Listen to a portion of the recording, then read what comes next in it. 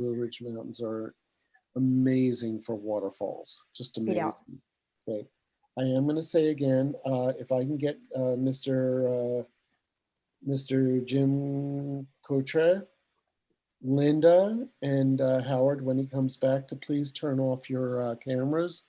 We do want cameras off mainly because of the bandwidth. It means that the webinar will flow much more smoothly, and everyone will be able to enjoy them more. And I guess I just need to know when it turns 5 o'clock. I guess I could turn on the computer box. 2 minutes. Oh, we have 2 minutes. We have 2 Yeah. minutes. 2 minutes. Counting down. I've got a computer behind my computer. Jim, Yes. turn that camera off, please. And I'm not talking to me. Hey, Jim, it is off. That's a background. There's no me in it. All right. You can keep your background there if you want to, I suppose. I think we have it's actually a beautiful photograph, and I'm glad you're sharing it. It really is a beautiful subject and excellent quality. I was actually there at the Molten Barn just a couple of weeks ago in the Tetons, and you know, when you're up there, you can't help but go see it for sunrise. I mean, it doesn't matter how many times I go see it, I just keep going back. But unfortunately, I got skunked. There was no light at all. It was very sad, but still, nothing wrong with waking up in the morning and go trying to shoot. All right. Well, Howard, if I can get you to please turn your camera off, sir, I would appreciate that.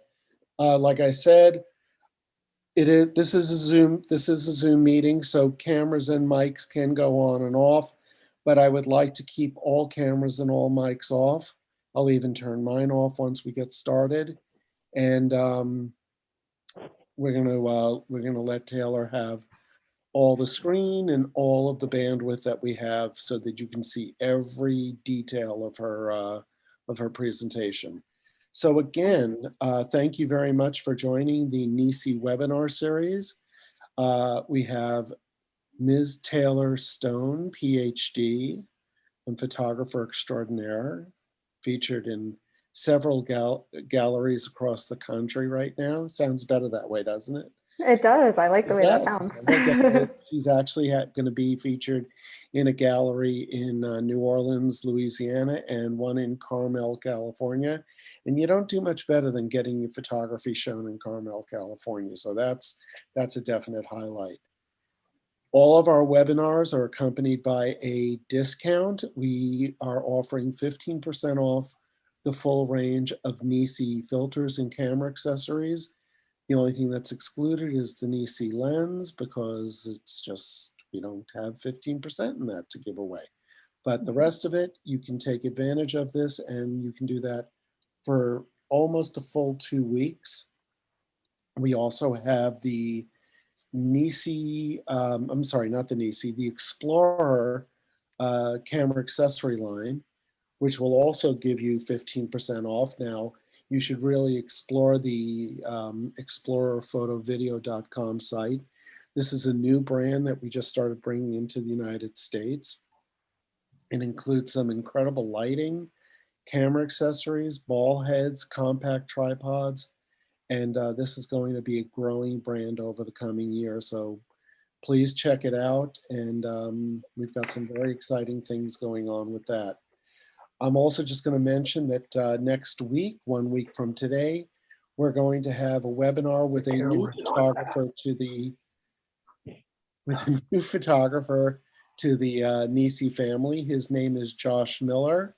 Josh is going to be doing a webinar presentation about combining photography and writing and getting published. Josh is regularly featured in Outdoor Photographer, as well as several other major publications, both of photography and of landscape and nature photography.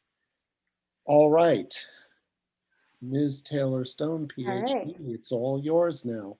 Sounds good. Well, while I'm sharing my screen, I just want to thank everyone who showed up today. I know it's Memorial Day, so I do appreciate everyone who showed up for this. And hopefully you can be seeing my screen right now. I'll get the presentation up. And we are off.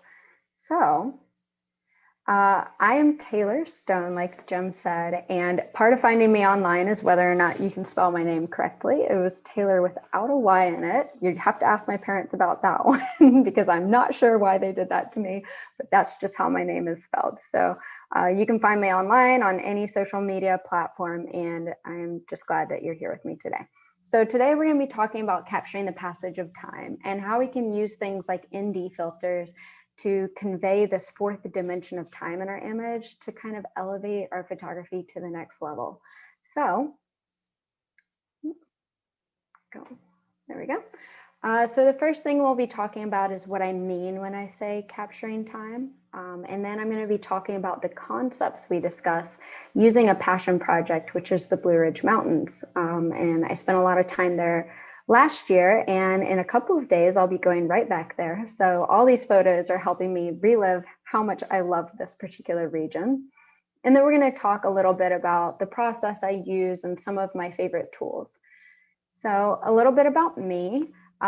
Coming to photography, it was my second career, but it was definitely my first love. I've wanted to be a photographer for as long as I can remember, even when I was a very young child.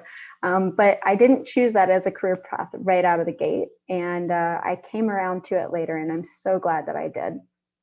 In addition to being a photographer, I am also a Ph.D. researcher. So my research is focused on climate impacts on Greenland's indigenous people, and I will spare you from getting any more nerdy than that.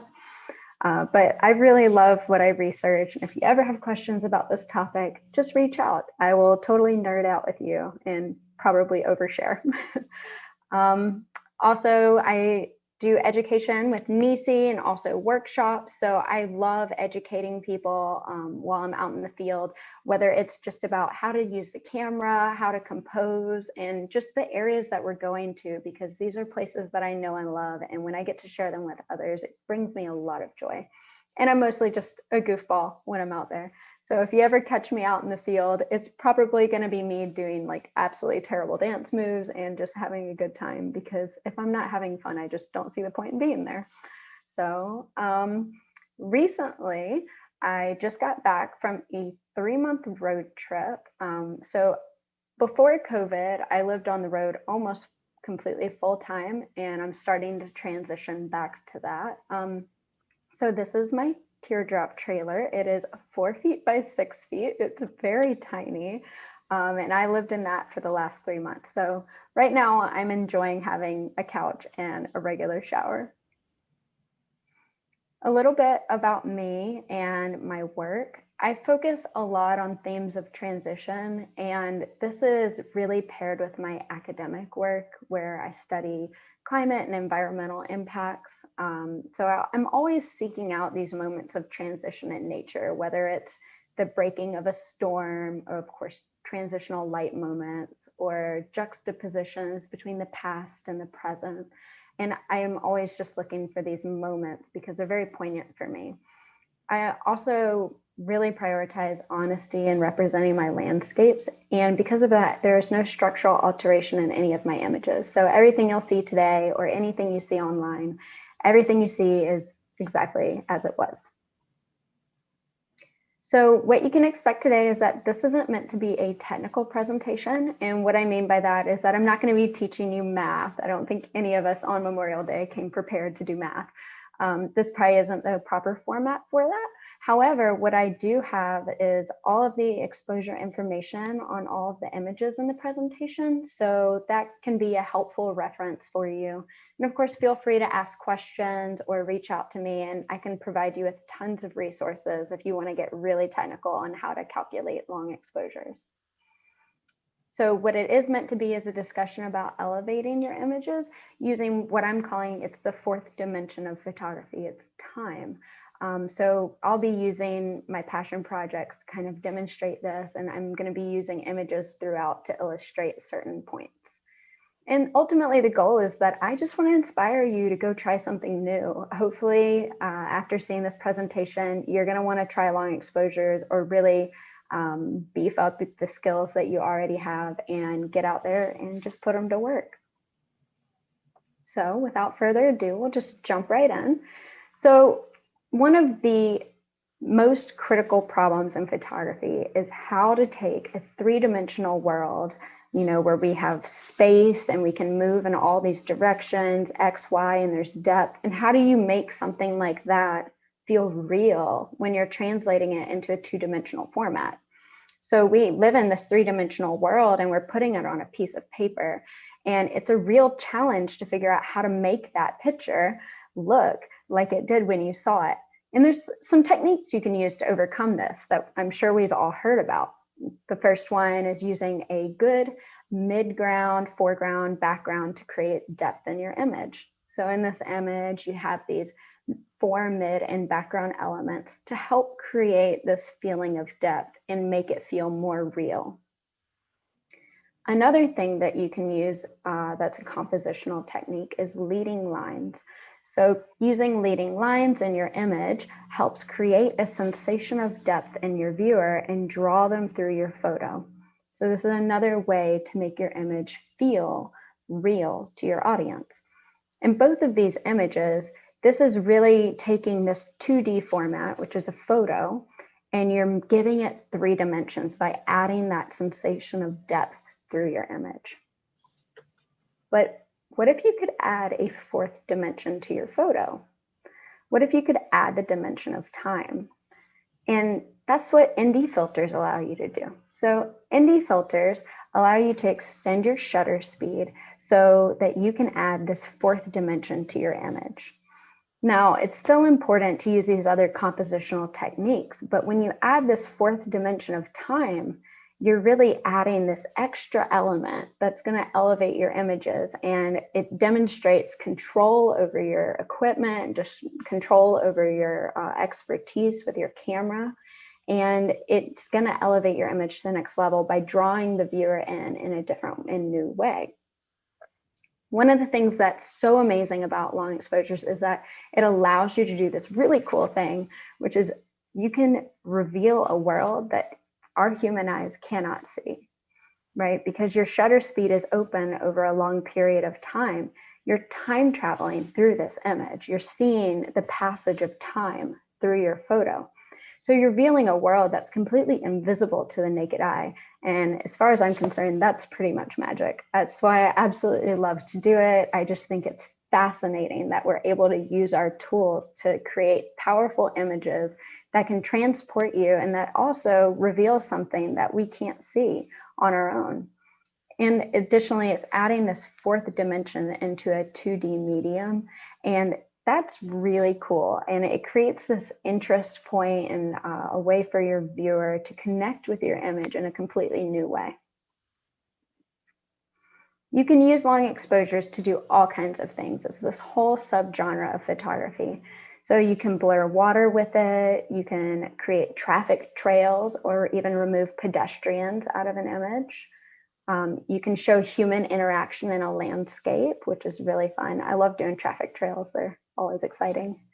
You can also smooth the water in your image to remove distractions, which is a really interesting way of taking creative control over your image and simplifying it for really powerful visual effect. You can also create cloud trails with your image. And of course, my very favorite application, which is waterfalls. I love photographing waterfalls. So there's just something magical about it. And being able to use long exposures to transform your waterfall image is the quickest way to elevate any image of moving water.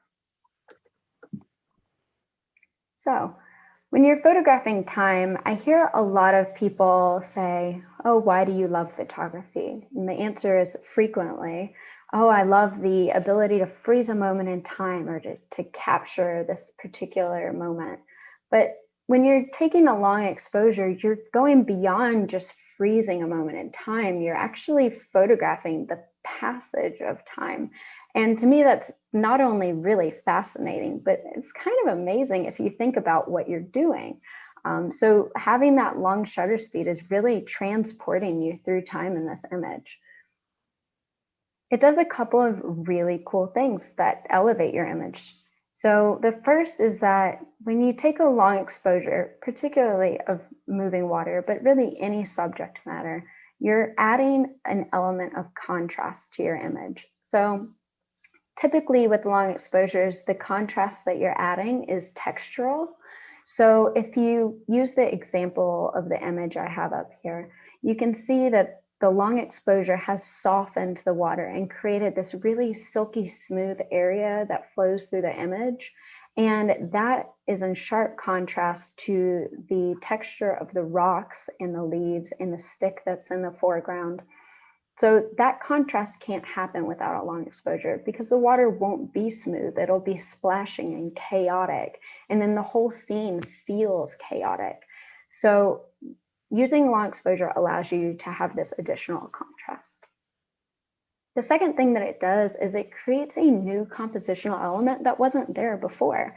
And it doesn't just have to be in this example of a waterfall. I mean, if you think with blurring clouds or creating traffic trails, you're literally creating a compositional element, which is the movement of those clouds, the flow of the water, or the path of that car. And those elements were not there without using a long exposure, because you're creating new elements and you're creating leading lines to flow through the image. So I'll talk a little bit more in depth about this later, about why it's so important to be using long exposures with intention, because you have these new compositional elements and you should really be using them to their best advantage. In this example, using the long exposure, I was able to create this nice winding path through the image as the water flows from the top to the bottom and across out the bottom corner. And that introduces a really nice compositional element that pulls this image entirely together. Without that, I would argue this image would be pretty bland. The third thing is that it's altering the emotional tone. So using a long exposure allows you to control the emotional tone of the image. So in this example, you can use a long exposure to blur the water over a second or more, and it softens the image and it creates this very relaxing, tranquil, ethereal sensation from the photo. So the emotional tone of it is very calming. Now, if you'd shorten that to maybe a quarter of a second, you'd get streaks from the splashes. And that would be allowing you to have more of a chaotic kind of action feeling in the image. You see that a lot with seascapes. So when you have a longer exposure, you have a lot more control over the tone that you want to convey in your image. It gives you the ability to take a shot and make it be action feeling or dramatic or chaotic and frantic, all the way to tranquil and relaxing and very calming. So you really can think about, well, how do I want my viewer to feel when they see this picture? And then you can choose an exposure time that is going to complement what you want. So it gives you an ability to achieve an artistic vision. And finally, my favorite thing is that it's just allowing you to time travel through this image. Again, this is something we can't see with our naked eyes. It's really, really cool when you take your first long exposure, especially of a waterfall, and you're like, wow, I didn't realize that it could look like that. And it's very satisfying to share that with other people and allow them to be transported through that image as well. So again, it's just creating an image that is just nothing short of magic. So going back to emotional tone, you can see in these two images that they feel very, very different. So these photos were taken pretty much back to back. It was in roughly the same location, although I've obviously changed my perspective a bit. So the lighting was the same, the ocean was doing the same things, you know, everything about the image is very, very similar. But on the one side, you have a fast shutter speed and it's conveying a sense of action. You can see that the ocean, the waves are crashing, there's this sense of drama. And then on the other side, even though conditions were the same, you are given this sensation that's very calming and it's very relaxing. So using these two different shutter speeds, using an ND filter, I was able to create a completely different image that tells a very different story. So this is just an example of how you can use these tools to take control of the artistic vision of your shot. This is just a side-by-side for you. These are just raw images that show you the difference between shutter speeds and how they can convey different things through your image. So on the far side, you have 2.5 seconds. It's barely enough to smooth the water, and you have no motion in the clouds. At 30 seconds, you start to get a little bit of cloud blur and the water gets smoother. And at 60 seconds, you get really nice streaks in the clouds and smooth as glass water. So you've reduced all the ripples in there. And if I could go back and do this over again, I think I would go for even longer, because I really would love to emphasize the drama of the clouds streaking overhead. So these are just examples of how you can totally change the emotional tone of your image by using longer exposures. So, in case you guys didn't notice, in 2020, it wasn't exactly a normal year. Hopefully we're all aware of that at this point. So things didn't go exactly as many of us planned, and much of the travel industry, including myself, we just got completely ground to a halt. I really found, after just a couple of weeks of not being able to do anything, that I had to have some type of passion project to keep me engaged with photography and to keep me excited about it. Hopefully I wasn't the only one that did that.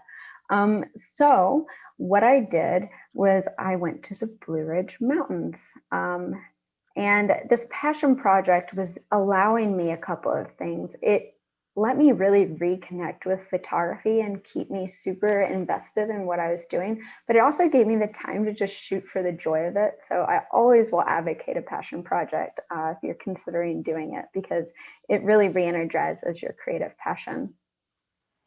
So the reason that I chose this particular project is because I was fascinated early in the pandemic that how fluid our perception of time is. So if you worked in like the medical field, there's a good chance 2020 was kind of a blur. You know, I'd imagine it probably went by pretty quickly. Think, you know, on a wedding day, the bride and groom rarely remember a darn thing about it because everything is just so chaotic.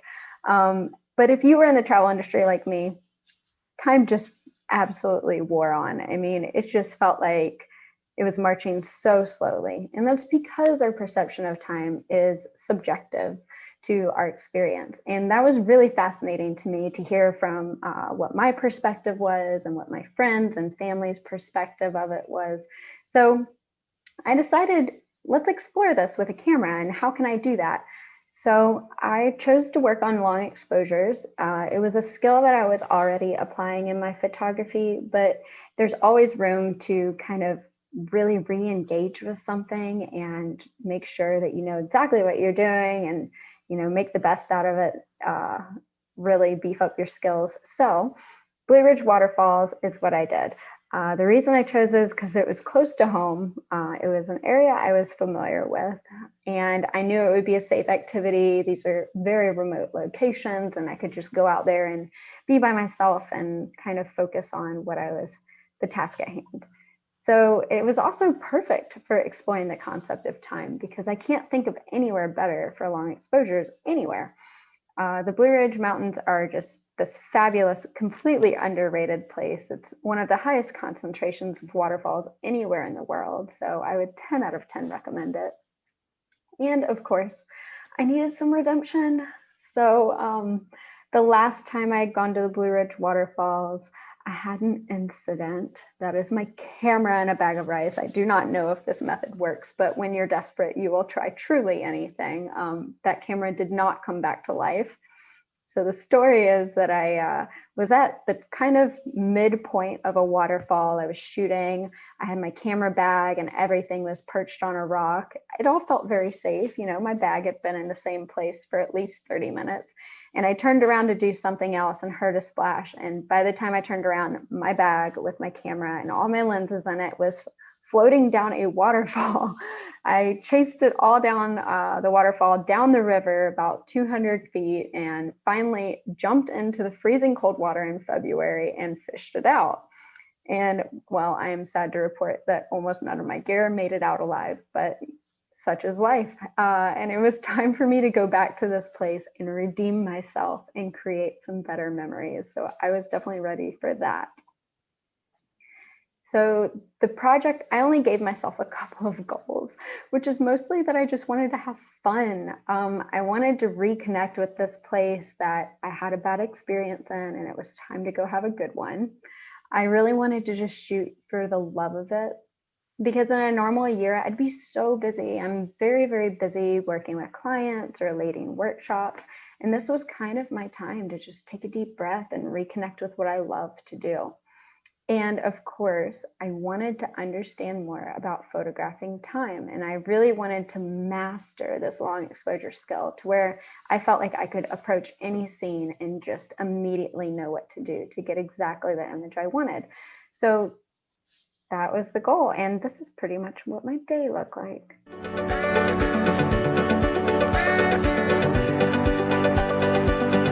And it went like.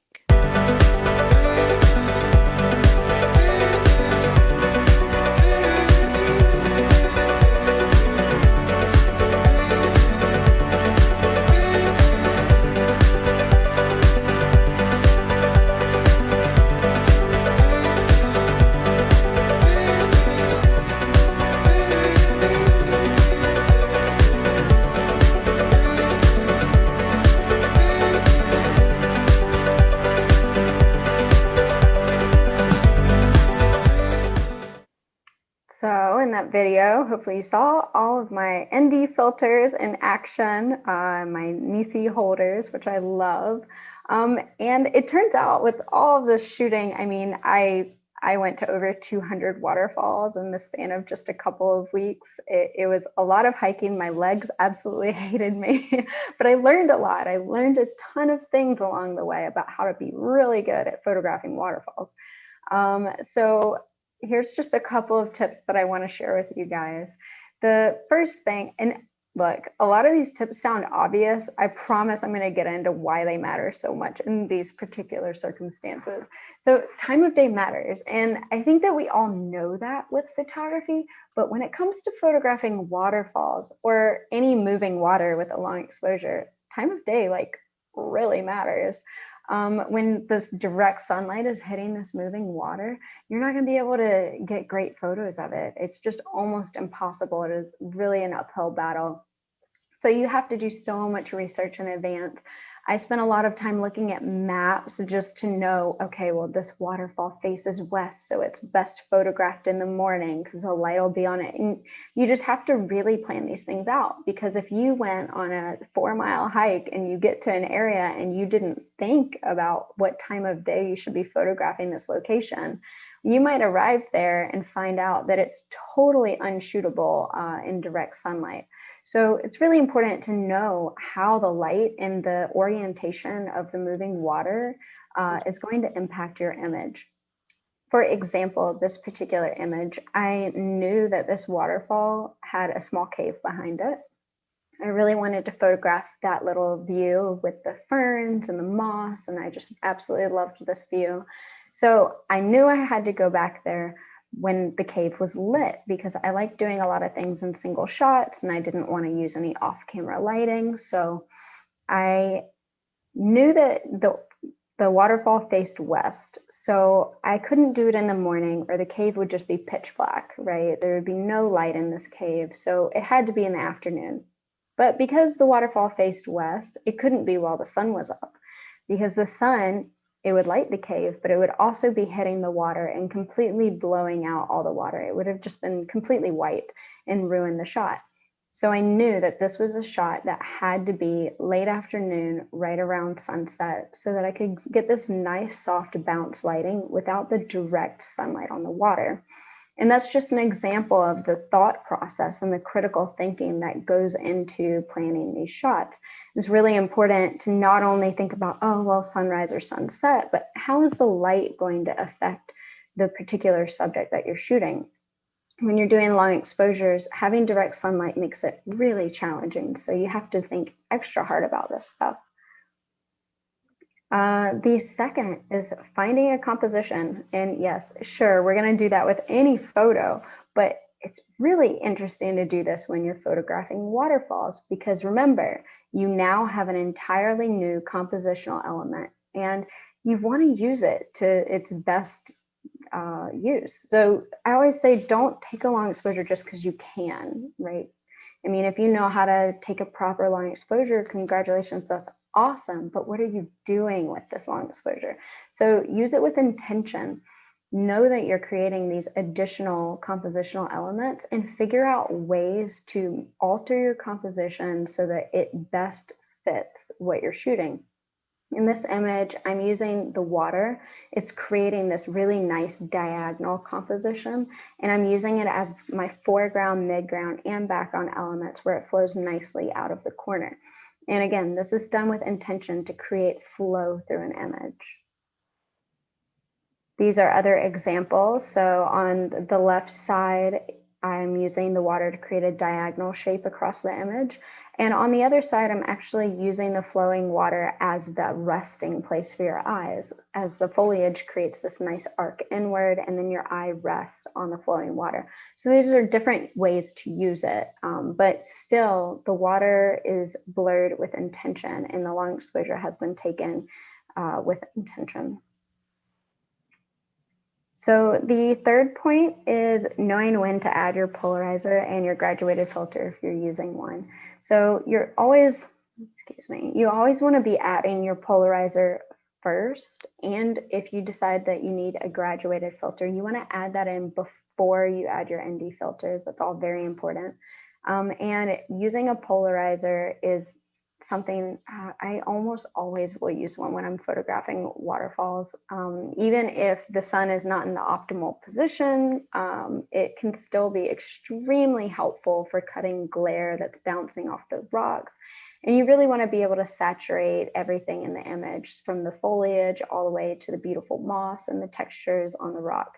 So a polarizer is super useful. My favorite one is the new NiSi landscape polarizer. So if you haven't tried it, you absolutely have to. It's super fantastic.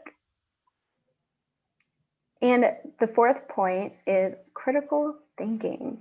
I know people just tune out when I say critical thinking, but I promise it's so important. So I have trademarked my term, the Goldilocks shutter speed. That's what you're looking for. So when you're taking a long exposure, you need to think about how long your exposure actually needs to be to achieve the effect that you're going for without going overboard. So when you're photographing waterfalls, the rate of flow of the water determines how many seconds you need for your shutter speed. I will give some examples of this because I know it can be confusing, but just remember that you're looking for that Goldilocks shutter speed. You want a shutter speed that's not too fast, not too long. You're looking for one that's just right. So if your shutter speed is too fast, you will not get the full top to bottom flow of that water. You're interrupting the flow of the water, or just simply not enough of it is transitioning past in order to create the effect that you're desiring. However, if you counter that by going way overboard and taking a 2-minute exposure, you're going to create some other problems. The first and foremost is that if there's any foliage in your image, it's going to become blurred. And the second one is that you're going to lose all detail in your water, and you're going to lose all of that texture and the movement in the water. It'll just be a white blur, and you always want to avoid that. So for example, this particular image, this is a waterfall with a very high rate of flow. There's a lot of water and it's coming over this waterfall extremely fast. So this is a 1/2 second exposure. I could have maybe gone a tiny bit longer with it, but anything longer and it's just a white sheet. I mean, it's just completely, it looks like a blob in the middle of the image. It's not what you want. And then for this waterfall with such a very light rate of flow, this is an 8-second exposure, which was necessary to get the nice trails of water going down the face there. So you need a longer exposure in this situation. Otherwise, you don't get really nicely defined shapes in this waterfall. And the final step is that you add your ND filter and that you calculate. So there are many ways to calculate your long exposure. You can do some basic math with it. There are also calculator apps that are super helpful, and I use these all the time. There's one by NiSi. Also, there's Photo Pills and several others that you can just search for exposure calculator app, and many of them will come up. And you can go old school and use a conversion table. I'll have an example of that in a moment. When I was first learning long exposures, I found conversion tables to be really helpful because it was just super fast for me to reference. And often you can just use live view unless you're using a 10-stop filter or it's very dark. So if you use live view, it can really help you get this calculation correct. And if you want to really get into the weeds about how to calculate this long exposure, there are so many resources online, but my main thing is practice. Just practice, because the more you do it, the more intuitive it will become, and you'll be able to walk up to a scene and just know what kind of exposure setting you need. So this is an example of a shutter conversion table. Once you have it in your hands and you're able to study it, it's pretty self-explanatory, but you're welcome to take a screenshot of it now if you think that would be helpful for you. This is one that I've made for myself because I found these settings to be particularly useful. And it's just a basic grid, and you just look for the stops of light and the shutter speed that you have without the ND filter, and it's going to help you calculate. And it's pretty accurate, so it really gets you very close to the final product. So some of the tools that I use, I have my go-tos, like the things that just never leave my bag. And the first one is going to be my landscape polarizer. I shoot with this thing all the time. It's really essential for landscape photography, in my opinion, is using a polarizer and knowing how to use it. So this is just a totally washed out scene that, oh, really pixelated. That didn't work out very well at all. So I'll just skip past that. So that little demo didn't, at least on my end, it didn't play. But the landscape polarizer can really salvage a completely washed out image, and I highly recommend that you're shooting with a polarizer. Also, graduated filters. I don't do a lot of blended images. I really focus a lot on single shots and getting it right in camera. So having a graduated filter is so essential for me. You are never going to catch me without a soft or a medium graduated filter. And then if I had to only pick one ND filter for the rest of my life, it would be the 6-stop ND filter. I find this particular strength of an ND filter to be so versatile and useful. It can really be great for photographing traffic trails. It can be great for blurring water or seascapes. It has so many practical uses, and it is definitely the one that I'm constantly pulling out of my bag. And then I can't give a presentation about ND filters without touching on the debate between square and round filters. So there are circular systems and there are square filter systems, and which one you go with is not a right or wrong answer. It depends on your specific needs. For me, I use a square filter system, and the reason for that is because I shoot with a wide angle lens often, and I frequently stack filters. So a square filter helps me avoid some of the vignetting problems that you may get if you stack a lot of filters. But NiSi and other manufacturers, of course, but NiSi in particular makes really great filters of both types. And even with their round filters, they have integrated polarizing and ND filters. So that can help reduce with vignetting issues. So ultimately, the choice is up to you. But for me, I'm very happy with my square filters. And if you have more questions about the merits of them, you can always just ask or reach out to me. I'm happy to chat about it anytime. So at the end of my passion project, I had 8 weeks in the field and I hiked to over 200 waterfalls. I think there was one day that I did almost 10 waterfalls in a single day, although one of those hikes had 2 on them, so maybe it doesn't count. So it was a lot of hiking, but I had a really good time. It was such a good time out there, and I really achieved my goal of reconnecting with what I love to do and just absolutely falling back in love with my camera and with photography, and also created new memories of this fabulous place. And at the end, I feel a sense of mastery over this technique. And it's not just with waterfalls. That's the thing about learning long exposures, is that you can take this skill that you learn of just one thing, photographing waterfalls, and I can apply that skill across so many other ways to use long exposures, whether it's traffic trails or clouds or removing pedestrians out of a crowded scene. So whatever skill you learn when you really embark on this process, it translates across all of these other creative endeavors, and that's amazing. And of course, I wrote a free guidebook, because what's the sense in going out in all these amazing places if I don't share it? So you can go on my website. It's on the resources tab. It's completely free. It just has a photographer's guide to 26 of my favorite waterfalls that I found out there. These are not super popular trafficked tourist destinations. So it's great tips about how to find the trail, how to get there, GPS coordinates. And then I also give photo tips for each location to help find good compositions. So in conclusion, I just want to wrap up by reiterating the bottom line, which is that when you add a fourth dimension to your image, it can be really, really powerful. You're getting new contrast, new compositional elements, and you're taking control of the emotional tone of your image, and you're conveying your artistic vision. You're not just taking a simple photo anymore, you're really taking control of it. And you're letting your viewer experience time in a different way through your photo, something that they couldn't do even if they were standing there beside you. And that's really cool. And if you didn't get anything else out of this, I really hope that you see that a passion project is a great way to practice a skill. So I highly recommend that you take up a passion project if you're wanting to learn something new.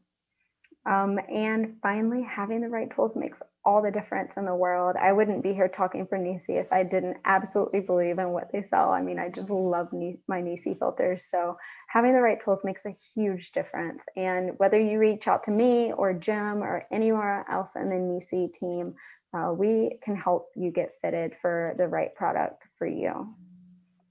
So I am going to take some questions, but before I do, I just want to give a shout out to Jim and the NiSi team. I have some waterfall workshops coming up. There's still some openings left, but they are actually providing test kits. So if you aren't ready to take the leap into a whole new filter system, you can join me on one of these workshops and get to try out the demo kits for free. So that is a huge perk. And you can find my social media contact information down there at the bottom as well. So it's Talor with no Y. And Jim, I will turn it over to you. Thank you very much. This is the second time I've seen this presentation, and you've really refined it. It flowed beautifully. It flowed as beautifully as many of the waterfalls that you have taken. Now, I want to really also emphasize something as well, which is,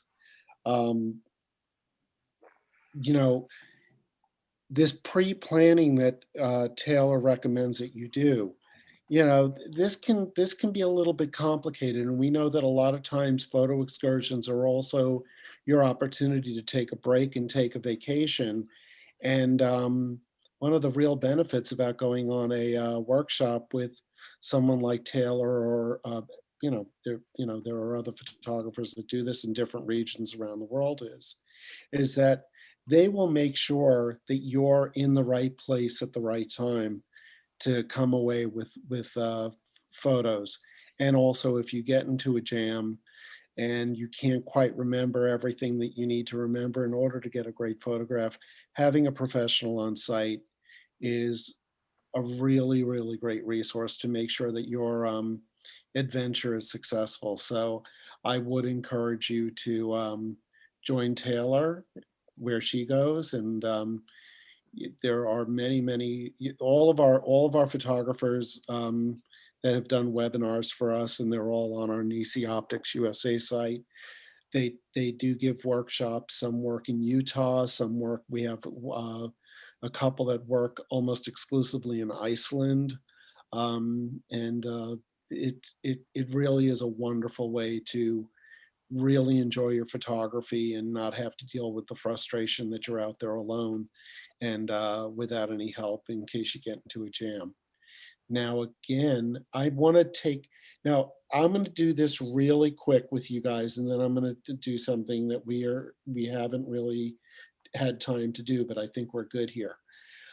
First of all, Patrick asked, I'm going to ask it in a much simpler way. You're dealing with a long exposure. You might have a windy day. Will you take two photographs and combine them so that there isn't blurry leaves and Yeah. twigs and stuff? That's a good question. I saw that one in the chat, and it tells me that he maybe has run into this problem before as well. So if you were taking a multi-second exposure, especially if it's windy, the tree leaves and branches, they're going to be moving around, and you don't want to have this absolutely flawless waterfall with holy smokes, that's a whole bunch of green blur. So there are times that I will blend multiple shots, but for me, they're always taken back to back, standing in the same spot. So I'll give myself a pass on that one. But you know, it also comes down to sometimes you can recompose an image to avoid having foliage interrupting the flow of the water, and it just kind of depends on what's really important to you. If it's windy and I really want to nail this shot, absolutely, I'll end up blending it together. Okay, well, I love the question that just came up, so we'll definitely do it. But there is a question that I'm going to let you answer, Oh Taylor, which boy. is, what is the difference in quality between the Explorer series and the optical filter? And does one or Well, the other give a better color neutral tone? I think she kind of went off it. But yeah. why So possibly those Explorer filters, Taylor? the Explorer filters are fabulous, although I haven't thrown mine on the ground to test it. So I did have the standard NiSi filter, and it was broken during a workshop, which was a great tragedy. And I did get the Explorer one to replace it, and it's hardened. In terms of color neutrality, I have not noticed any difference, although I'm not testing it in a lab setting either. But for me, in practical use out in the field, I have not noticed any difference in color cast whatsoever.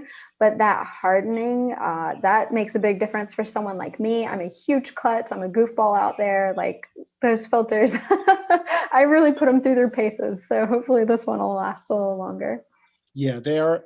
I I get that question all the time, in the office, and it's very hard. I mean, I've always gone for perfection. I've always used the best lenses that I could afford. And I always had that feeling like, well, if I'm going to use the best lenses, why don't I use the best glass in front of the best lenses? But then again, you know, I'm not a hiker. I'm not, climbing up mountains and, rock climbing and dirt biking or mountain biking. So my filters are perfectly safe in their little padded case in my padded camera bag. And I use the optical filters, but they're both good. Now, I love this question. This is terrific. Where did you park your camper while you were on your longer hikes? Please expand on some of the logistics of traveling alone and overnighting in the mountains as a female. Also, what is the little camper you pulled? Oh goodness. Okay. So what is it? It is homemade, actually. So you're not gonna be able to find that one on Amazon. So it's totally custom, and we really built it out. So, and I didn't even tell you the truth on that 3-month trip. My boyfriend was with me, so there were 2 people living in a 4 foot by 6 foot box. Imagine that. Don't worry, he's still around, so we haven't killed each other yet. Um, so where do I park the camper? I if I don't know someone in the area that I could live it with, some of the things that I do is I will sometimes leave it at hotels because they have better security. I would rarely leave it at a trailhead because it's more likely to be broken into there. So I always try and park it somewhere where I know there's a camera that's on it, and then I'll ditch it for a few hours and come back and get it. But that's a good question. Especially if I have traveled alone a lot. So before this trip, I traveled solo for almost 6 years. And I was out there by myself all the time as a female, you just do it. The world is not that scary. You are stronger than you think you are, and just get out there and do it. It's a big world, and it's there for you to take. So get it, girl. Okay, now there are more messages, but I am going to invite people, if you do want to, turn on your camera and turn on your mic to ask a question, please do. Just please turn on the camera, turn on the mic, ask your question, turn the camera off, turn the mic off, so that way there isn't a lot of cross talking. Here's a question that's on the thread. It's, what's the difference between the natural CPL and the normal CPL? Well, actually, Jeff, you touched on something, which is we actually have 3 CPLs. We have the enhanced landscape, we have the normal, and we have the natural CPL, which is our newest filter. A normal CPL has been around for 1 million years. They work beautifully, but because of the general nature of their use, they may be being used in landscape, they may be used in portraiture, they may be being used in any one of number of types of photography. They were made with a material and then just sandwiched between 2 pieces of glass, and the material has a warming quality to it, and everyone's just kind of ignored it for years and years and years. We developed, I did it in my basement. No, our engineers designed a enhanced landscape filter, which basically added to the coatings on the glass the leaning towards cooler colors. So it accentuates the blues, it accentuates the greens, and through the nano coating, we have increased saturation. And that has really been embraced by landscape and scenic photographers, because it gives them a little bit of that saturation before they even go near post-processing. And then the natural CPL, which is our newest filter, is just plain flat color neutral, just color neutral. You could put a Macbeth color chart in front of your camera, shoot a picture without the polarizer, with the polarizer, those colors are going to be the same. I grabbed one as soon as one came in from the factory, and I haven't let go of it. It's become my favorite because it truly allows me to photograph the scene as I've seen it, and then I can tweak it when I'm done. So that's my answer on that. You're welcome, Jeff. Anyone else? Excellent. Let's see. There was a question from David about panos. He wanted to know about horizontal or vertical. I definitely do both. Although with waterfalls, they're vertical. So often it's going to be a vertical pano. The split point, I really use the 1/3 overlap or more, especially when I'm doing a vertical. Sometimes I'll really overkill it on the overlap. And about blending in the middle of the waterfall, he wanted to know, do I blend my panos in the middle of the waterfall? I have not personally encountered any problems with blending the images in a pano together over the water, although I do always look for it. And I think it really helps to have a lot of overlap in your images to help avoid this. But in general, Lightroom, I have found, does a really fantastic job getting it all together. So I haven't personally run into that as an issue. Hopefully I don't. I was a little lost for a second, so I'm going to just say the obvious. Pano means a multiple shot series where you blend the images together to get a panoramic image. Yes. Thank you, Jem. I'm sorry. I was like, what's a pano? Okay. Using the lingo. The lingo, yes, exactly. So if we're good, I am gonna, if you ask another question, I'll take it, but I'm gonna head towards wrapping it up, which is to, first of all, mention again that we always accompany these webinars with an opportunity to save some money on our product. So if you take the Live 15 Talor 2 Taylor with no Y, by the way, Yeah. and put that into the cart as you're checking out. You'll 15% will come off of your total purchase, and that's until June 13th. That's also the same for the Explorer series, which is our new series of camera accessories, ball heads, mini tripods, lights, mobile accessories, and definitely a brand to keep an eye on. There's going to be some pretty amazing things. Will the code work in Australia? Well, let's ask the code if the code will work. Will the code work in Australia, sir? It won't, but I'm just typing back to Jeff that if he just emails us, we will send him a code for Australia to use. There you go. Or you can buy from America, and we'll just ship it over there, and it'll cost you a lot more money, but you'll give us the business. Which no, anyway. Can you give the Explorer link again? Oh, thank you, Curtis. Can you give the Explorer link, please, Andrew? And while I'm asking you to do everything, because I just sit and talk and watch and all that, he makes life very easy for me. Can we also mention that we will have a really great webinar next week, same time, no holiday this time, by Josh Miller, who is a photographer who's going to be doing his first webinar for us. Josh is regularly published in Outdoor Photographer, as well as many other publications, both on photography and just on general nature. And I believe he's been published in National Geographic. So, but a terrific photographer. You can look at at our link, and it'll tell you a little bit about him. He's really great.